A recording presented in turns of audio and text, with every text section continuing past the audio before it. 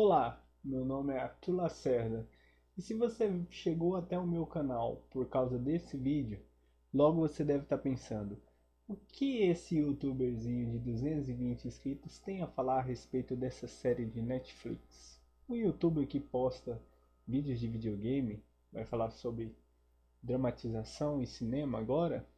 Bom, não é o objetivo do canal, mas pelo canal ser voltado totalmente para homenagear o piloto Ayrton Senna, eu creio que esse vídeo se torna válido. Bom, e de onde vem a minha autoridade para falar a respeito desse assunto? Eu investigo a vida do Ayrton Senna tem vários anos, eu já consumi tudo quanto é tipo de mídia que vocês pensarem, tanto a mídia impressa como a mídia digital. Tenho alguns livros, tenho materiais, sou colecionador de materiais da Ayrton Senna. Andei de kart por um período também, usando aquele capacete ali do Ayrton Senna ali, que está bem ali atrás do lado da estátua. E a gente vai usar esse livro aqui para nortear esse vídeo, tá? Então, Senna, vou colocar bem pertinho aqui, Senna, Vida e Glória, tá? Do Randall, ok? Antes de começar as críticas, eu primeiramente quero elogiar bastante a Netflix, tá? Porque a série realmente foi muito bem montada, foi muito bem feita, né? Sempre existiu muitos documentários a respeito da vida do Ayrton Senna, mas uma retratação cinematográfica assim desse nível realmente é a primeira vez. E sendo uma produção brasileira, é a que torna mais importante ainda. Então a série é muito bem feita. Tem algumas incongruências nas quais a gente vai discutir aqui, tá? Vai apresentar provas e argumentos, tá? Coisas que vão além do enredo, que não precisavam ter sido adaptadas, que poderiam ter sido mostradas da forma realmente que aconteceu. A importância dessa série também se dá para as próximas gerações, tá? Então, vai fazer 31 anos que o Ayrton Senna morreu e a história do Ayrton Senna não tem sido alcançada pelas novas gerações com a mesma força, obviamente. Ah, é muito importante que essa série fique por muito tempo nessa plataforma e que as pessoas mais novas tenham acesso. É importante que a Netflix seja uma plataforma bem popular e que as pessoas tenham a dimensão do fenômeno que foi Ayrton Senna. Bom, então, sem mais delongas, vamos começar aqui com a lista, né, do que é fato, do que não é fato, né, do que é ficção, do que é dramatização, do que é adaptação. Então a gente já elogiou, a gente já fez a crítica positiva, né? Então sou um automobilista virtual, tenho um canal voltado para honrar o Ayrton Senna a partir do mundo dos jogos, né? Que é a única forma simplória que eu tenho de manter esse legado vivo no momento, tá? E a partir dessa semana eu vou estar entrando online, estava zerando o Gran Turismo 7, a parte toda offline do jogo, dourando toda a parte offline do jogo para poder entrar no modo online e vou estar entrando em breve. Então, se vocês querem ficarem ligados, se inscrevam no canal, deem joinha. Se quiser dar dislike, também dá dislike. O algoritmo do YouTube entende da mesma forma.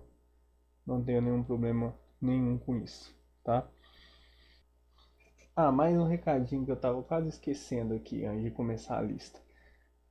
Todos esses momentos que eu vou levantar aqui são momentos que foram levantados pela série, tá? Então, a partir do que a série levantou, eu tenho alguns pontos a comentar.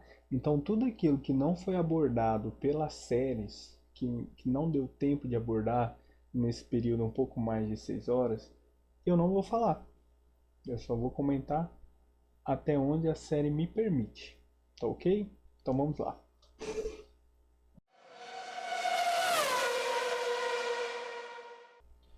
Bom, o primeiro momento de incongruência da série é o Mundial de Kart de 1979.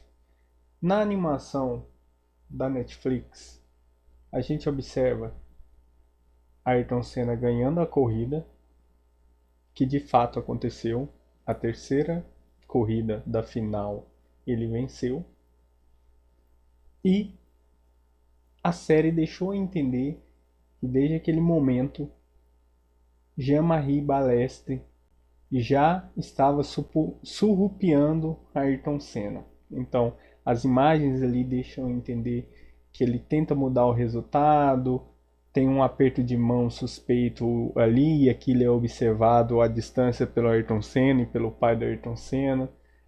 E a série deixa entender que o Ayrton Senna perdeu aquele Mundial de kart na politicagem e que o Balestre já o perseguia, mas isso não é verdade, porque primeiro não existe relato histórico de que o Balestre estava presente no Mundial de Kart em 1979, que estava sendo disputado em Portugal, tá? E o título foi decidido pelos resultados das semifinais. O Ayrton Senna acumulou resultados de medianos para ruins, chegando em uma das corridas das semifinais em 11º, na outra em sexto, sempre se envolvendo em acidentes, tá?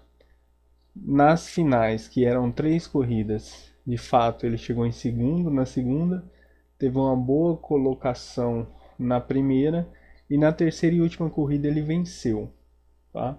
Então os próprios resultados fizeram com que Ayrton Senna não fosse campeão mundial de kart. E a série deixou entender que o Balestre já estava armando ali, não talvez contra Ayrton Senna, mas por ser um brasileiro e ser latino. E a gente vai observar mais momentos em que a série tenta colocar uma xenofobia envolvida na história, né? Só que isso não aconteceu. Em 1980, Ayrton Senna volta a competir no Mundial de Kart e ele fica em segundo novamente, igual em 79, tá? Também tem, nesse momento, existe uma conversa com Terry Fullerton, que era o rival dele no kart, que ficou em terceiro lugar em 79, e tem uma conversa lá e eles conversam no mesmo idioma. Nesse período, Ayrton Senna não sabia falar inglês ainda, ele vai falar inglês, vai começar a falar inglês na primeira temporada dele na Europa, que ele ficava assistindo a TV assim, vidrado, para tentar achar alguma relação entre palavras e o que estava acontecendo ali, para tentar entender alguma coisa do idioma. Então aquela conversa amigável que teve ali no Mundial de 79 entre ele e o Fullerton não é real, porque eles não se comunicavam na mesma língua, né? Então é mais uma coisa também que a série tentou forçar, essa amizade do Ayrton Senna com Fullerton, que ela não foi tão próxima quanto a série tentou retratar. Era uma relação conturbada, porque a gente sabe que Ayrton Senna era muito competitivo e não sabia perder. Então, houve o episódio da piscina, de fato isso é real, tá? O Ayrton Senna chegou a empurrar o Terry Fullerton dentro da piscina. E em vários outros momentos da série, a dramaturgia tenta forçar uma amizade que tecnicamente não existiu. E mais pra frente a gente vai explicar, tá? Então o primeiro momento de incongruência é esse. O título de 79 de Mundial de Kart não foi definido por politicagem como a série tentou mostrar. E ela tenta mostrar uma construção do Balestre tentando prejudicar o Ayrton Senna desde aquele momento. E o Balestre, não há indícios históricos que ele estava presente. E que também, um outro problema é que eles colocaram o Balestre em 79 E não fez nenhum sentido, porque a série não pôde explorar nem isso depois. Porque como depois de um tempo que o Balestre realmente começou a perseguir o Senna, no período que ele foi para a Fórmula 1, perseguir entre aspas, a série não pôde usar aquela cena que ela mesma criou lá no Mundial de Kart, porque não havia ligação. Então a série tentou mostrar que o Ayrton Senna estava sendo prejudicado. Ali eu acredito que não pela pessoa em si, mas por ser brasileiro, por ser latino-americano. E isso não serviu para nada no futuro, porque o momento que o Ayrton Senna começa a incomodar o Balestre realmente é no Grande Prêmio de Mônaco, em 84. Mas a gente vai chegar lá.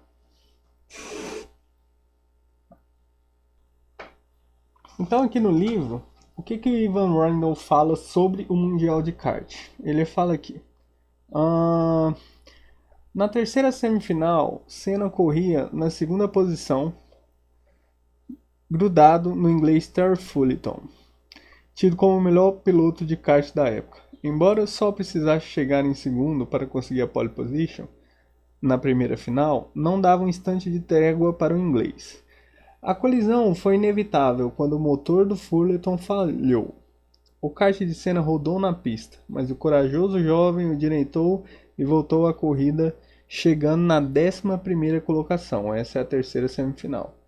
Aí a continuação. Houve 3 finais. Senna liderava a primeira, para delírio dos torcedores, mas os pilotos mais experientes persistiram e conseguiram ultrapassá-lo. Terminou em 5º lugar. Na segunda final, empenhou-se para alcançar a segunda posição, atrás de Rutles Parilha, do holandês Peter de Bruyn. A embreagem do holandês quebrou, deixando Senna na liderança, até ser ultrapassado por Peter Cohen, seu companheiro de equipe, que venceu a prova.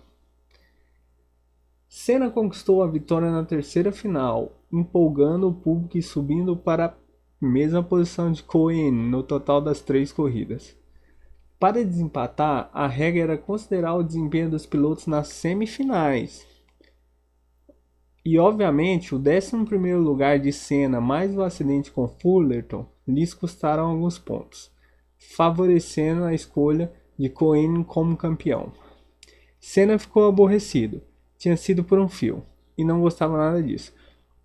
Ou seja, houve um empate, eles tiveram que achar um sistema de desempate que talvez não tenha sido muito claro, mas nesse sistema de desempate não há indícios que houve qualquer tipo de xenofobia ou politicagem. Tanto em 79 quanto em 80, que no ano de 80 a série não aborda. Então a gente não vai abordar aqui, ok? Então vamos para o segundo momento agora.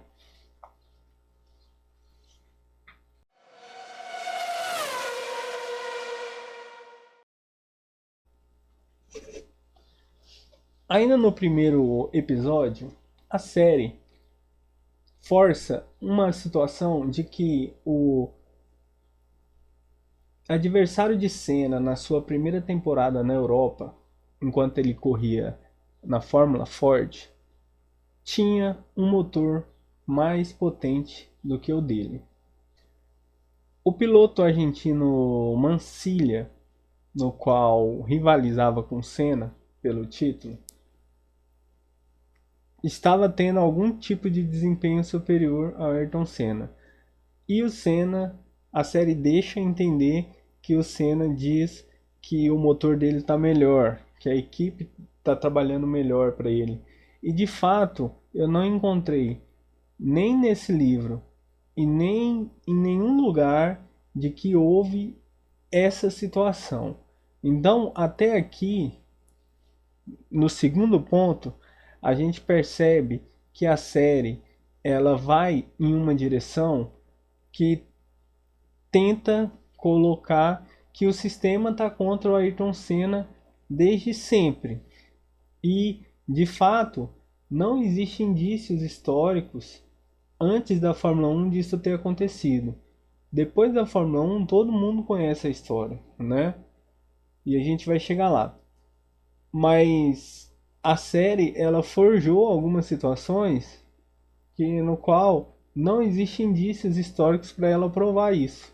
Então, se o Mansilla tinha um motor mais forte que o Ayrton Senna em 81, isso não foi levantado por ninguém. Não está escrito em nenhum lugar, pelo menos até onde foi minha pesquisa. Se você tem essa informação e você consegue provar ela, você pode postar aqui nos comentários e eu retiro o que eu disse, posso recortar o vídeo sem problema nenhum, ok?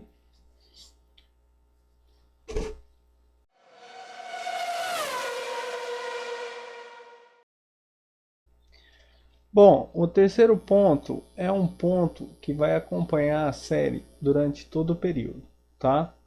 Na série, a gente percebe a presença de uma repórter que acompanha o Ayrton Senna durante todo o período, desde o meio do primeiro episódio até o final da série, como se fosse ela responsável por fazer toda a parte jornalística da história da vida de Ayrton Senna. E nós sabemos que isso passa longe de ser verdade, por vários motivos. O primeiro é que o ambiente da Fórmula 1 sempre foi muito machista, ainda é. Já deu uma diminuída, né? Já tem muita mulher trabalhando lá. Mas no período de Ayrton Senna, principalmente ali no fim da década de 80, é impossível você pensar que existia uma jornalista ali no paddock, tendo acesso a todos os tipos de informação. E não só por ser machista, mas porque simplesmente as mulheres não se interessavam por esse tipo de assunto, esse tipo de coisa. Não existia essa procura, tá? Tudo bem. Mas qual que é o problema disso? O maior problema disso é que quando se criou essa personagem fictícia, se relevou o papel de vários jornalistas importantes, né? Um deles é o Reginaldo Leme, que foi o maior responsável para a construção dessa história do Ayrton Senna, né? E o Reginaldo Leme, ele é reduzido, assim, eu acho que de todos, é o mais reduzido da série, junto com o Nelson Piquet, seguido de perto da Adriane Galisteu. Mas depois a gente vai falar sobre esse pessoal. Então, assim, também tem a figura do Cabrini, né, que fez esse trabalho de reportagem mais para o final, mas de fato, assim, trouxe um apagão nesses profissionais que seguiram o Ayrton Senna nesse período e colocou uma personagem fictícia. E eu realmente achei desnecessário. Eles poderiam ter trazido algo real para a série, entendeu? Acho que não precisava. Acho que não tem nada a ver com gênero, mas acho que se a série estava procurando retratar o mais fielmente possível, eu acho que não era necessário criar uma personagem fictícia. Eu acho que essa série, nesse momento, ela errou bastante, tá? Então não tem fato histórico para esse ponto, porque é simplesmente uma invenção, né? A repórter é uma invenção, ela não existiu. Vamos para o próximo ponto, então, ponto 4.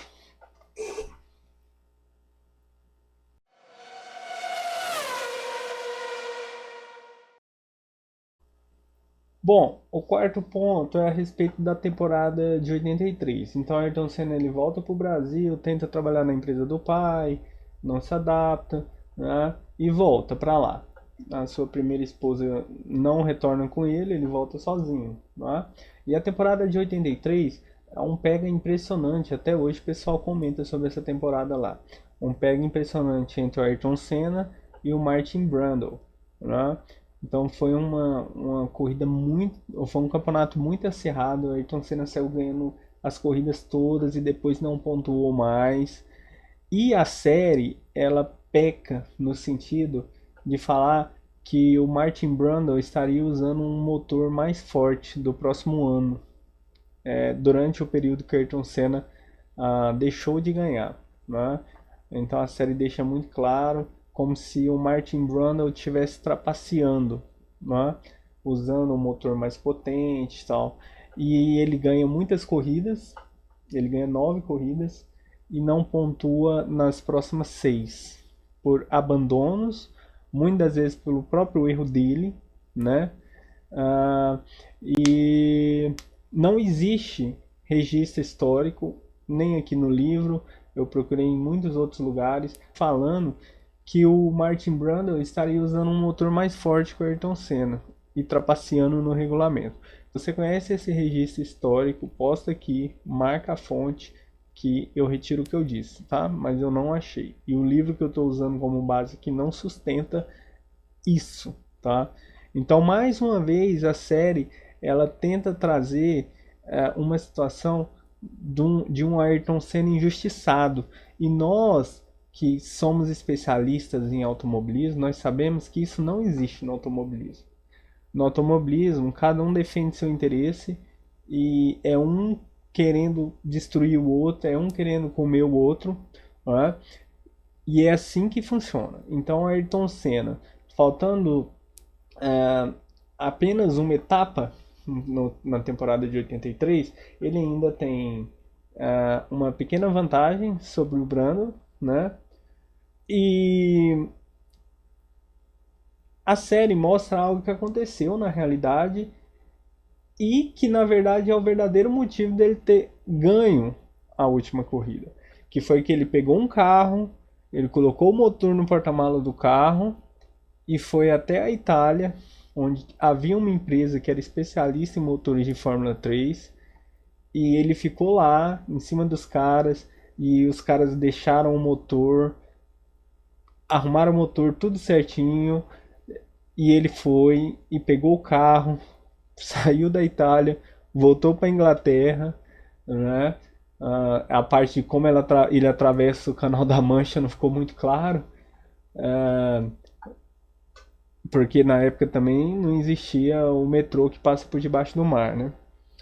Então ele faz todo esse processo de fato, ele se torna presente na construção do motor da corrida final. E isso faz com que ele vença facilmente a última corrida. E não porque ele foi para lá e fez o motor ficar da mesma potência do que o Brundle estava usando, porque isso é meio que uma forçação de barra da série, porque o motor do Brundle,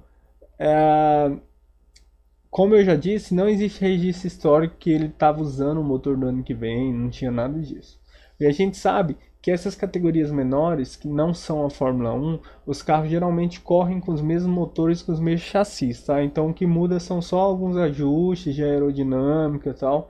Não é igual na Fórmula 1, que é uma modalidade de desenvolvimento, que você pode fazer o que você quiser até a FIA falar que está irregular, né? Então vamos aqui na passagem aqui, que ele fala a respeito disso, né? Vai falar da última etapa, né? Então, a essa altura, os dois chegaram. O Senna tinha 116 pontos e o Brundle tinha 103. Uma semana depois, em Silverstone, Brundle impôs a Senna segunda colocação e alcançou a liderança do campeonato por um ponto de diferença. Ou seja, na penúltima etapa, o Brundle ele chega a passar o Ayrton Senna, injetando nova dose de excitação em torno da batalha Senna versus Brundle. Claro, a gente sabe que o que move o automobilismo é a rivalidade entre dois pilotos. E aumentando as expectativas quanto à decisão do campeonato, na última corrida, em Truxton, em 23 de outubro. Tudo em vão. O final do campeonato foi tranquilo, em grande parte porque Senna não deixara ao acaso a preparação de seu carro. Chegou a viajar para a Itália com o motor debaixo do braço, não foi debaixo do braço, mas foi dentro do porta-malas, para ser reconstruído e ajustado pela Nova Motor, dona dos melhores mecânicos de motores dessa categoria. no caso, a Fórmula 3. O carro de Brundle não estava em sua melhor forma, ou seja, é uma grande incongruência da série, né? Porque se ele estava correndo com um motor mais forte, agora o carro já não está na melhor forma. Então, a gente observa a grande incongruência da série, que no caso aqui, o mérito foi do Senna, de ter vencido. A série nem precisava inventar uma situação de que o Brundle estava usando um motor mais potente, totalmente desnecessário. Mas entra naquela questão da construção da vitimização. E o Ayrton Senna nunca foi uma vítima. Ele sempre se posicionou e nunca precisou se colocar nessa posição. Em alguns momentos ele foi prejudicado, como qualquer outro piloto da Fórmula 1 em algum momento foi prejudicado, tá? E até mesmo o próprio Ayrton Senna prejudicou o piloto de forma direta, inclusive arruinando carreiras, mas esse é o tipo de ponto que eu não vou tocar porque a série não toca nisso. Então se você quer saber sobre esse assunto, você pesquisa, procura suas fontes, tá bom? Então terminei de ler aqui.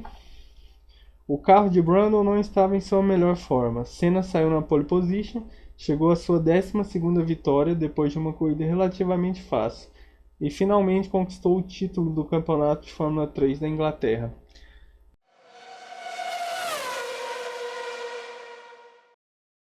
O quinto ponto aborda a questão de Ayrton Senna não ter ido para a Lotus já em 84. A série da Netflix deixa claro e evidente que Ayrton Senna não foi por xenofobia. Então, o Peter Warren, que trabalhava na Lotus, ele tentou levar o Ayrton Senna e o patrocinador barrou, porque o patrocinador falou que queria pilotos ingleses, tá? E não um piloto latino-americano. Inclusive o Ayrton Senna, na própria série, ele vai afirmar isso para os familiares, de que ele não foi para a Lotus em 84 porque ele era brasileiro, porque ele era latino-americano. E na história isso não se revela. Inclusive eu vou ler a passagem aqui no livro, mas o que me incomoda de fato é a série tentar levar uma situação que a gente meio que já superou aqui no Brasil, que é a situação do viralatismo, né? E o Ayrton Senna, ele era, talvez tenha sido o cara que meio que por não estar nem aí para esse tipo de coisa, foi o cara que desmascarou isso para o mundo, que mostrou que o brasileiro era tão bom como qualquer outra pessoa do mundo. Então a série mais uma vez tenta forçar a questão da xenofobia. Então a série mais uma vez bate nessa tecla. Então vamos ler aqui no livro o que é falado a respeito do porquê que o Ayrton Senna não foi para a Lotus já em 84. Né? Vamos ver se foi por xenofobia. Então Ivan Randall, ele vai afirmar aqui, de acordo com as investigações dele, na página 62. Peter Warren, da Lotus, demonstrava interesse em Senna desde que se conheceram no Grande Prêmio Europeu em Brands Hatch em 82, ou seja, lá nas categorias inferiores, né?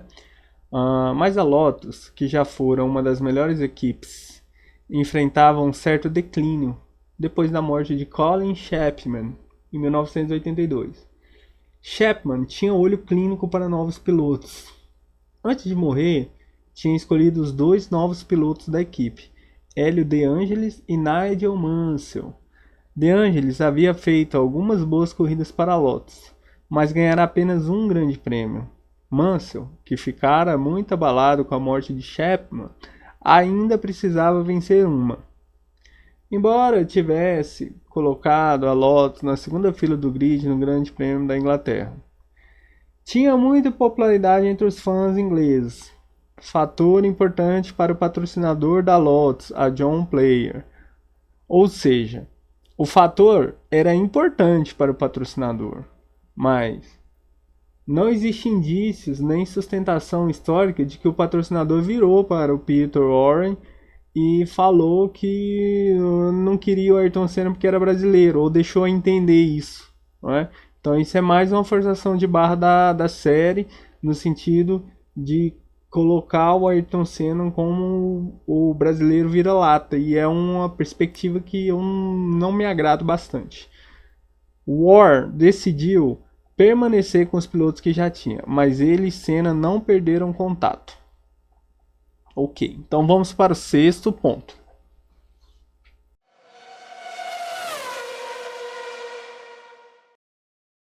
O sexto ponto não tem fato histórico envolvido, porque ele é um fato ficcional extremamente grave, e eu acho que é o maior erro da série e o erro mais brutal que ela cometeu, totalmente desnecessário, tá? No segundo episódio, no minuto 34, Ayrton Senna está num baile de gala, na prévia da corrida de Mônaco de 84. E esta jornalista fictícia, ou seja, essa pessoa que não existe, se aproxima do Ayrton Senna, encosta no Ayrton Senna, gera um contato no Ayrton Senna, e a cena deixa entender um certo nível de sensualidade no discurso. Então, a conversa do Ayrton Senna e desse personagem fictício se desenvolve no sentido de que há uma exposição sexual nessa situação. Então, ela chega bem próximo do Ayrton Senna, arruma a gravata borboleta dele e expõe para ele que ela é casada, certo? E que ele não precisa ter uma imaginação fértil, ok? Aí o Ayrton Senna vira para ela e fala: não, eu sei que você é casada, seu marido é inglês. Onde ele está? E essa pergunta, ela carrega um nível de maldade.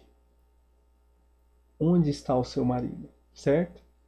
Isso foi desnecessário. Por quê? Primeiro, que o Ayrton Senna está conversando com um personagem fictício. Tá? E não existia necessidade do Ayrton Senna ser retratado dessa forma, deixando a entender, deixando pistas que ele estaria dando em cima de uma mulher casada. Porque em nenhum momento da carreira do Ayrton Senna houve qualquer escândalo do Ayrton Senna nesse sentido, e foi totalmente desnecessária essa construção de conversa, ainda mais com um personagem fictício. Não é? Então, qual que era a intenção da Netflix? Qual que era a intenção dos produtores? Em criar uma discussão fictícia com uma pessoa fictícia, com insinuações sexuais, com insinuações imorais, né? Então, quem é adulto sabe, consegue pegar nas entrelinhas a conversa, né? Então, qual que é a mensagem que a série quer passar? Que todo homem é um suposto abusador, seja de palavras ou fisicamente. Então eu creio, mesmo nem o Ayrton Senna conseguiu fugir desse cenário em algum momento da vida dele, então acho que a série extrapolou muito nessa cena, principalmente pela construção de um personagem que não existe e depois pela construção da conversa, que foi totalmente absurda e descabida, porque o Ayrton Senna não carregou nenhum tipo de escândalo pessoal na vida dele envolvendo mulher casada. Então é o tipo de discurso que foi totalmente desnecessário e lamentável, porque só você tendo muita sutileza para entender qual foi a intenção dos produtores com esse tipo de conversa, e a cena que esta cena deveria ter sido censurada pela família. A família não deveria ter aceitado essa cena ter ido no ar. Viu, senhorita Viviane Senna, que talvez você assista esse vídeo, provavelmente não, mas vocês deveriam ter vetado essa cena, ok?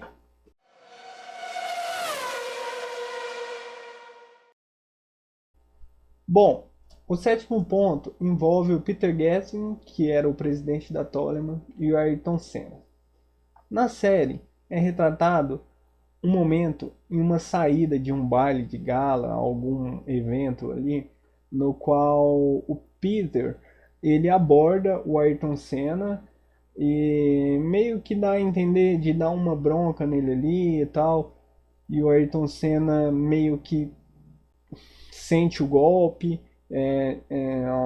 não se sente indiferente a essa situação e fala que houve uma cláusula de contrato, não duvido que ele possa ter argumentado algo nesse sentido, tá? Mas a verdade é que o Ayrton Senna ele se mostrou totalmente indiferente à saída da Toleman, tá? Ah, ele não sofreu nem um pouco com isso. Por quê?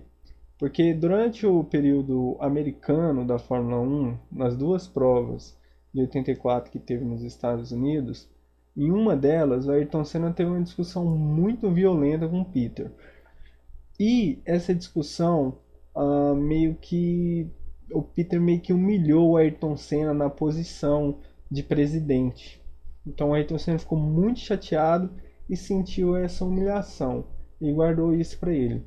Quando ele fechou com a Lotus em 85, ele meio que deu de ombros para a Toleman, porque a Toleman ela se afundou, ela perdeu o melhor piloto, piloto sensação, né, que o Ayrton Senna já causou em 84, ela perdeu patrocínios, ela perdeu o apoio de quem fornecia os pneus para ela, então tipo assim, a Toleman meio que afundou de uma hora para outra com a saída do Ayrton Senna, foi devastador para ela. Inclusive a Benetton comprou depois, tal, é uma reviravolta, em que o Benetton volta a incomodar o Ayrton Senna lá em 94, né?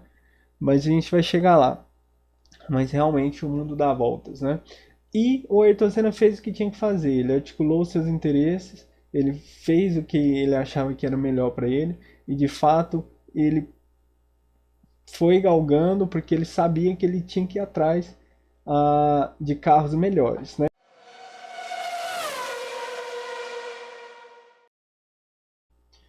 O oitavo ponto não tem um ponto histórico, porque ele, eu não diria que é uma mentira totalmente, mas é uma sincretização, tá? No episódio 3, no minuto 42, existe um encontro entre o Ayrton Senna e o Terry Fullerton. Então, o Ayrton Senna vai até o cartódromo visitar o suposto amigo de kart. Isso, não existem indícios históricos que isso tenha acontecido, tá? Ah, o Ayrton Senna ele não teve contato com o Terry Fullerton depois que ele foi para a Fórmula 1, tá? Essa é uma tentativa de forjar uma amizade que a série tentou desde lá do primeiro episódio, que forjou uma conversa que o Terry Fullerton teria com o Ayrton Senna de novo, que não houve, tá? E aí no terceiro episódio eles voltam com isso, aí o Ayrton Senna ele até fala, e aí entra uma sincretização histórica brava, que ele fala assim, quando me perguntam qual foi o meu maior rival, eu falo que foi você. E isso, o Ayrton Senna nunca falou isso pro Terry Fullerton. Na verdade, o que foi dito foi, e essa conversa entre os dois se passaria em 88, quando o Ayrton Senna estaria indo para a McLaren.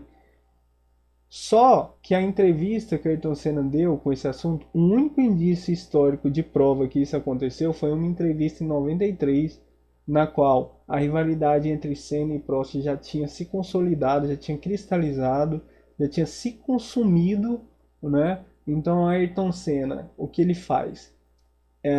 Ele recebe essa pergunta do repórter e no sentido de fazer com que o Alain Prost se sinta insignificante perante toda aquela rivalidade, ele afirma que o Terry Fullerton foi o maior rival dele. Tudo bem, o período do kart tem essa importância, mas inclusive os dois mundiais que o,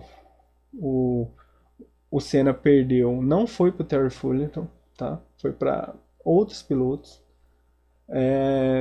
E essa conversa é totalmente fictícia. Não houve esse encontro, eles não tinham esse nível de amizade mais nessa altura do campeonato.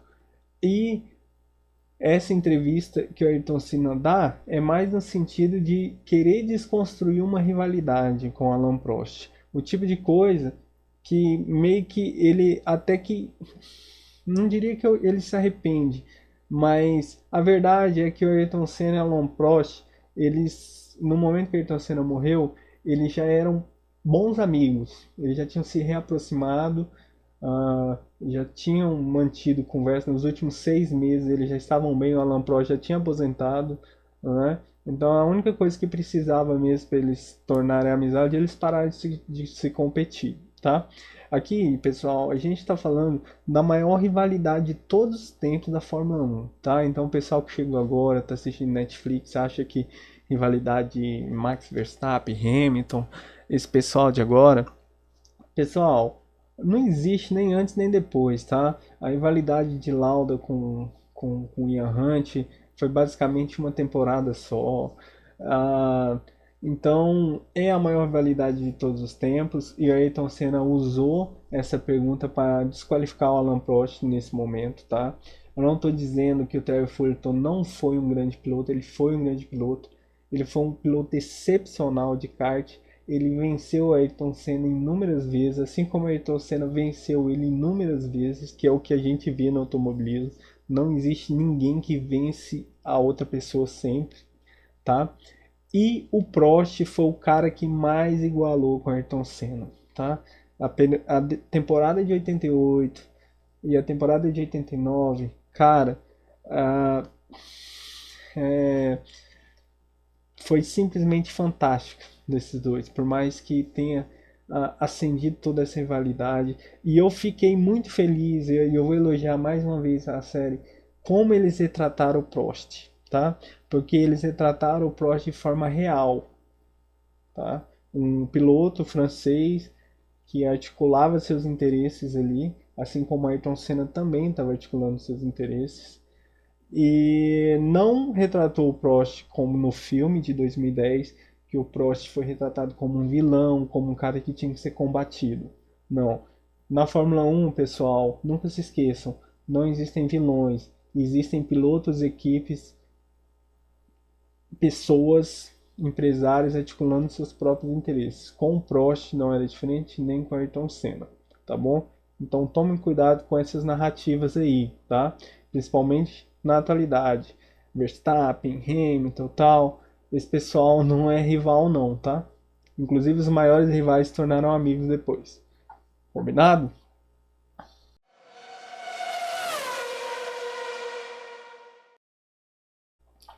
Bom, esse pontinho aqui, ele é rápido, tá? É mais uma questão envolvendo a repórter fictícia. Lamentavelmente, a pergunta que o Jack Stewart faz para Ayrton Senna, pessoalmente, uma entrevista pessoal, ela virou um comentário falado e ouvido e reproduzido por essa repórter fictícia. Então eles foram capazes de tirar a figura do Jack Stewart para colocar um diz que me disse dessa repórter fictícia. Algo totalmente desnecessário, porque é uma das imagens mais bonitas do Ayrton Senna, a forma que ele responde, a doçura que ele responde, a calma que ele responde, uma das coisas mais fascinantes que tem esse momento. E eles reduziram esse momento, então é lamentável, né? Tirou mais uma pessoa super importante para a Fórmula 1, não é? O que entra em contraponto com o próximo ponto, né? Que a gente vai ver. Aqui a gente já está no quinto episódio, no minuto 22. Tá?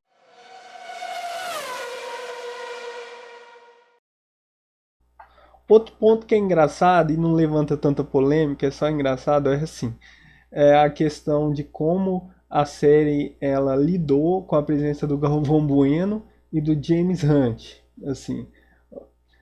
E por ser uma série brasileira, eu achei muito estranho, porque me parece ali que o James Hunt chega a participar mais que o Galvão Bueno na série. Porque o James Hunt toda hora aparece comentando, assim.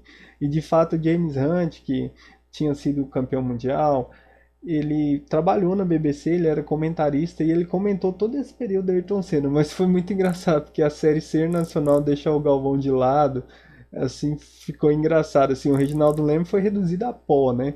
Mas o Galvão Bueno foi engraçado porque tem uma cena também no momento lá que, tipo assim, que o Galvão Bueno tira o microfone para escutar o que o James Hunt está falando, para reproduzir na produção, na reprodução nacional para passar para o brasileiro.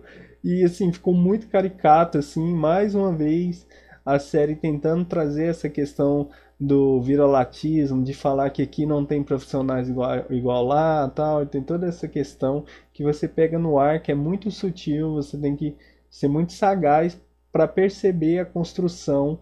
Quando a gente pega uma construção cinematográfica, artística, tem muita coisa, pessoal, que fica nas entrelinhas. Então você tem que estar muito ligado à sua construção de mundo, as questões que te rodeiam, os valores éticos, morais que estão envolvidos, para que você consiga ter essa percepção para entender a construção. Porque não pense que os diretores e produtores não fazem isso de propósito, eles fazem, tá? E tudo isso é feito para toda aquela questão de meio que a série meio que tenta trazer o brasileiro como um ser humano inferior, o que eu acho que é totalmente desnecessário.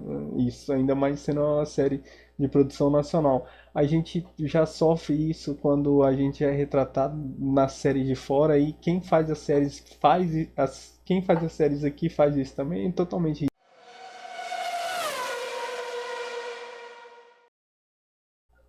Bom, pessoal, no último episódio existe um encontro entre o Prost e o Senna ali pessoalmente, e de fato nós não temos indícios históricos de que isso tenha acontecido. A gente sabe que eles estavam se comunicando, a gente não sabe se foi por telefone, mas um encontro daquele nível ali, com toda aquela discussão, eu acho bastante improvável na correria que estava ali, tá?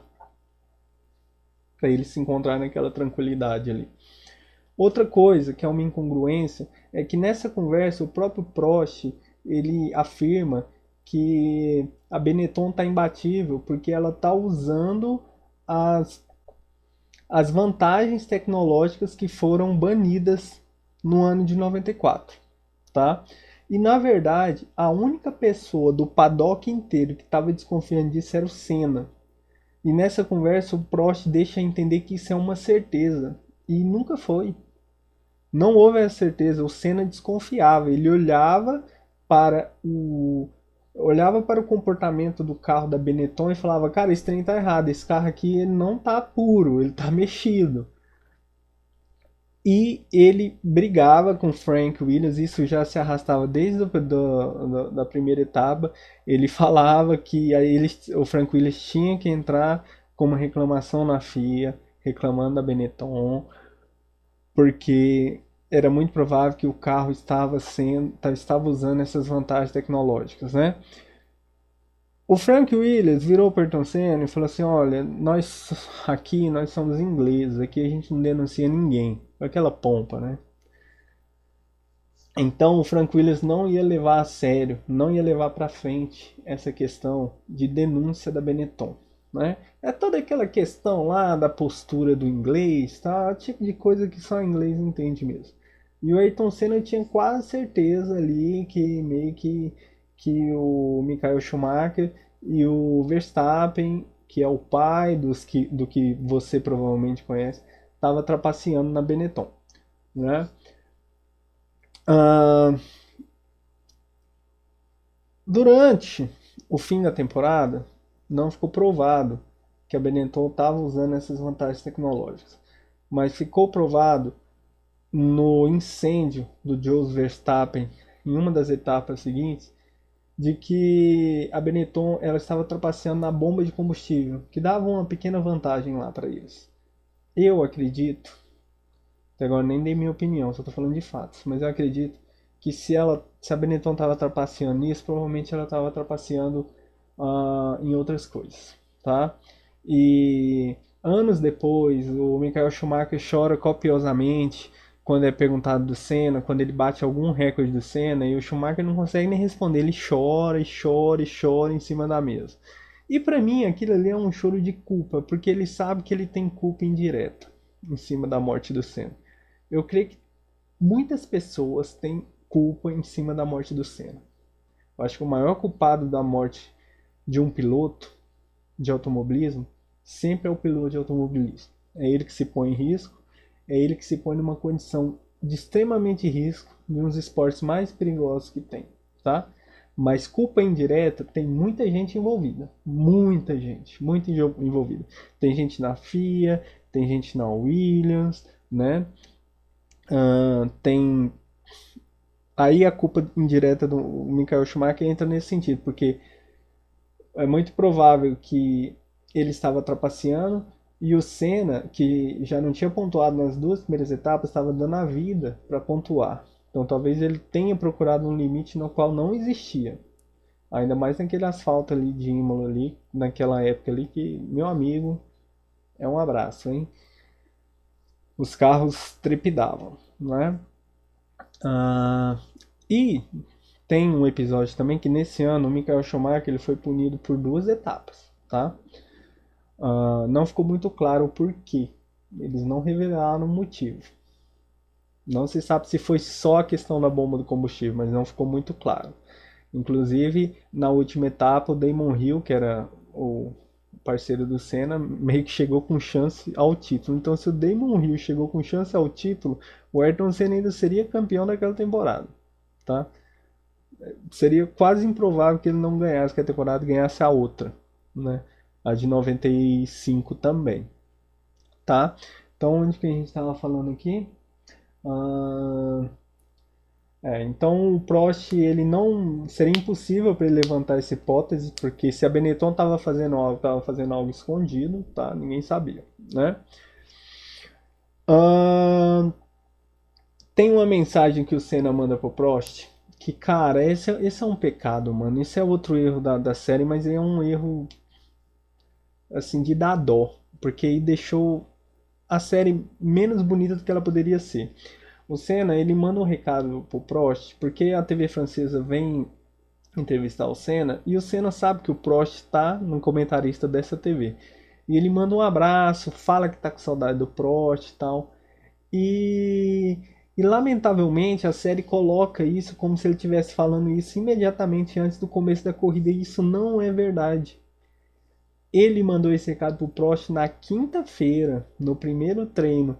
Inclusive, olha que coisa mais linda. Ele mandou essa mensagem no momento exato que ele passava pela Tamburello. Então dava para fazer uma construção artística fantástica, né? Ele mandando essa mensagem, passando pela Tamburello. Mas eu acho que a questão deles terem colocado uma conversa pessoal entre os dois depois do momento de quinta deve ter atrapalhado. Mas realmente eu sou a favor sempre de contar as coisas sérias, né? E vamos para o último ponto, o ponto mais polêmico de todos, tá? Esse aqui é para acabar, para cancelar um youtuber de 200 inscritos. O pau vai quebrar agora, hein?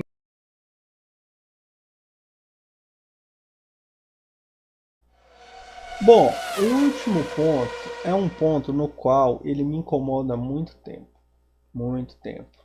E eu vou aproveitar esse vídeo e a série que deu essa abertura para mim, para eu falar. Vamos lá. Não é novidade para ninguém, tá? Que a família do Senna, digamos assim, a Viviane Senna, repudia a presença, a imagem e a própria história que a Adriane Galisteu tem com a Ayrton Senna, né? Então todo mundo sabe como que foi o tratamento da Adriane Galisteu no velório. Ela foi reduzida a amiga, né? Tem até uma, uma declaração dela em um dos podcasts recentes tão bacana que ela fala no sentido de que ela não estava nem aí para isso, porque a dor que ela estava sentindo era tão grande que ela se recolher na própria insignificância dela era o suficiente naquela situação. E, cara, isso é muito bonito, né? Então, senhorita Viviane Senna, você, que é a principal responsável pelo Instituto Ayrton Senna, que já ajudou quase 40 milhões de crianças aqui no Brasil, né? que fez com que essas crianças tivessem acesso à educação, à cultura, a lazer, a tudo isso. Crianças pobres, né? Crianças que precisam de ajuda, um trabalho lindo que você levou para frente, que você carregou, bateu no peito, né? E você levar esse preconceito contra a Adriane Galisteu por falar que ela quis se promover com Ayrton Senna, né? Será que isso é real? Bom, Adriane Galisteu, vamos falar sobre os fatos, não estou defendendo ninguém aqui. Adriane Galisteu não veio de uma família abastada, pelo contrário, ela começou a trabalhar aos 11 anos de idade, ela teve pai alcoólatra, ela teve familiar próximo com HIV, tá? Ela sempre trabalhou duro, tá bom? Então, para você que ajuda tantas crianças pobres, de fato, eu não sei de onde vem o preconceito, o seu preconceito em relação a isso, né? Ah, eu já vi reportagem de você falando que o Ayrton Senna sempre tentou, a Adriane Galisteu sempre tentou se promover através da Ayrton Senna, seja com o livro que ele escreveu, Em Luto, né? Ou na Playboy de 95, que ela posou um ano depois que Ayrton Senna morreu, né? Mas eu não creio que esse seja o problema, tá? Porque essas coisas não tinham acontecido ainda no velório, tá bom?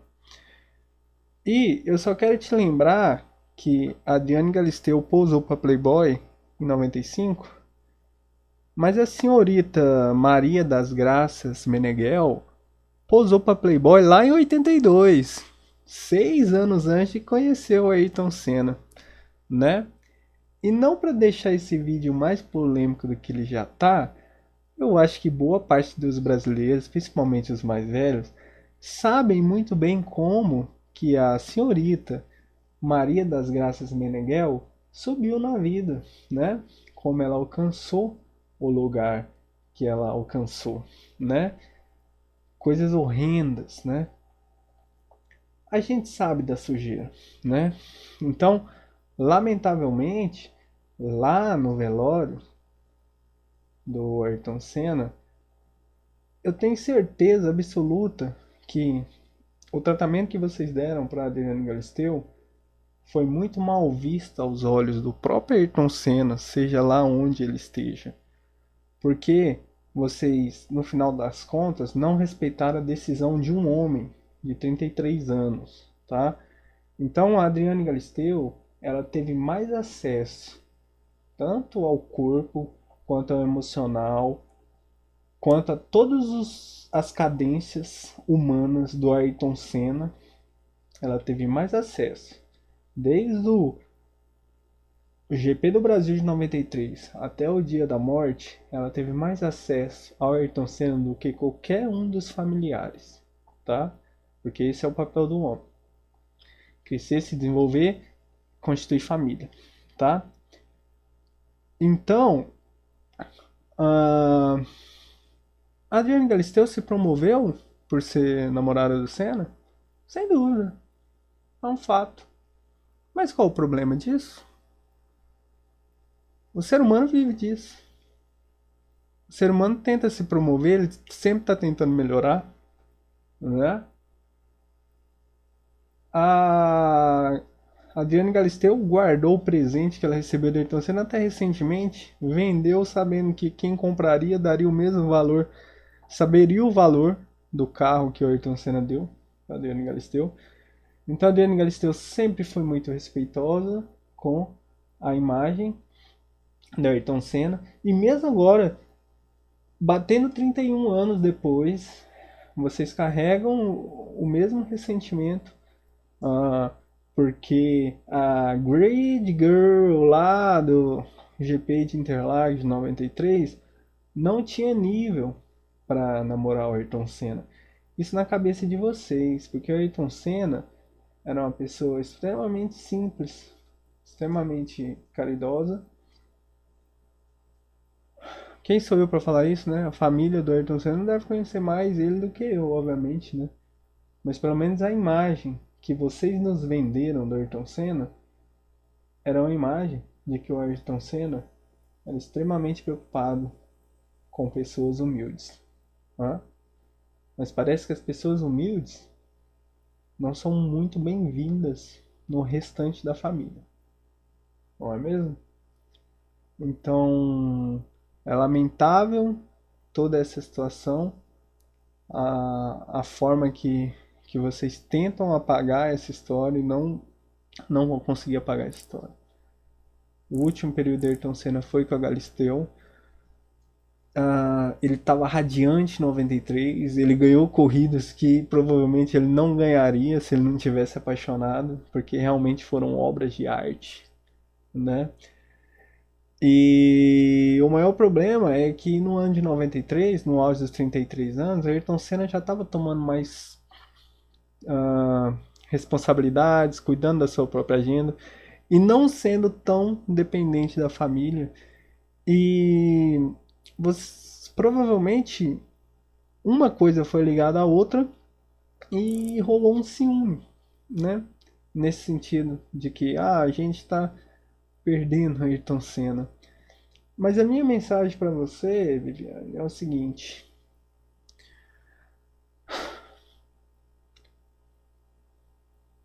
a Adriane Galisteu, ela não foi uma criança diferente das que o Instituto Ayrton Senna ajuda, tá?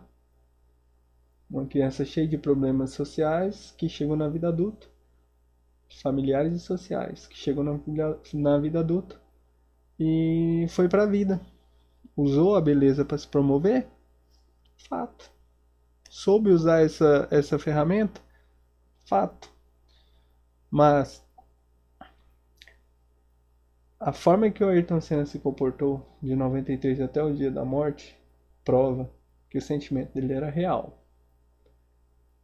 E não era mais uma namoradinha, como você afirmou em algum momento também. Tá?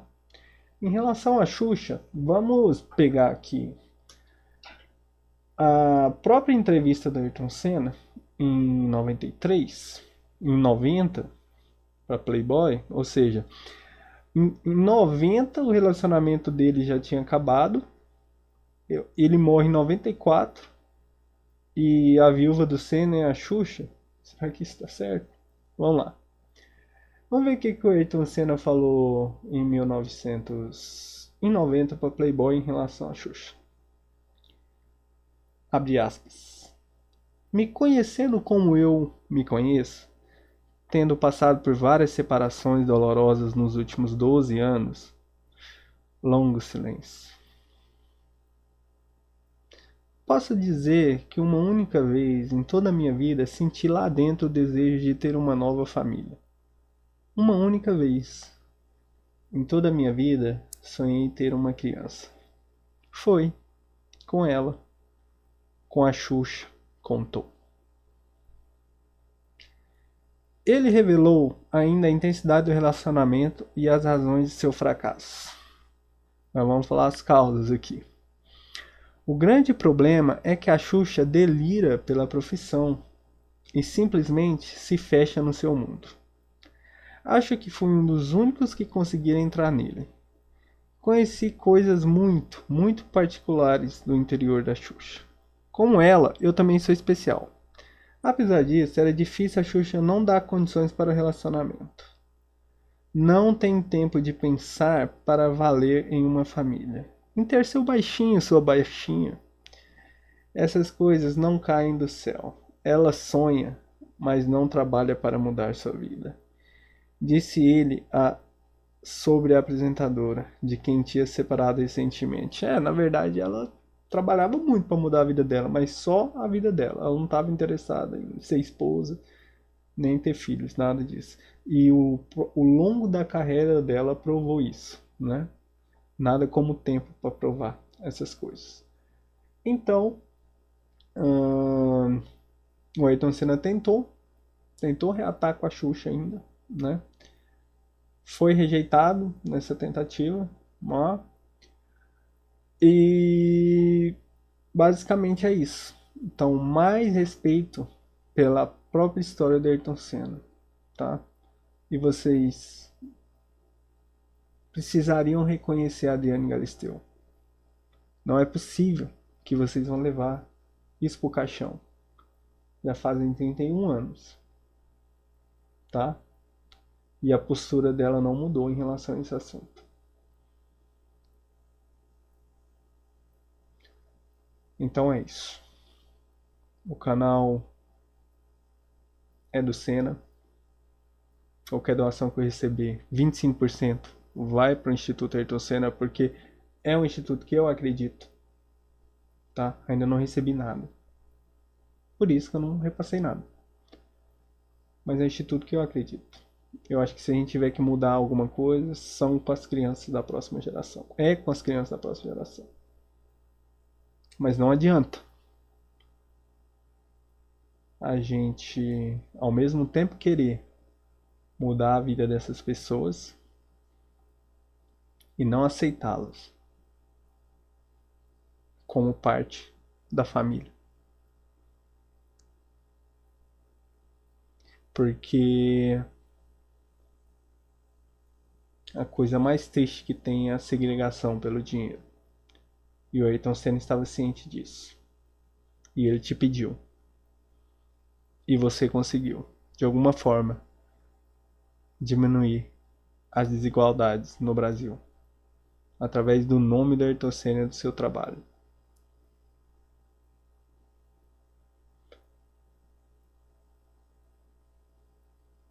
Então é isso. Muito obrigado.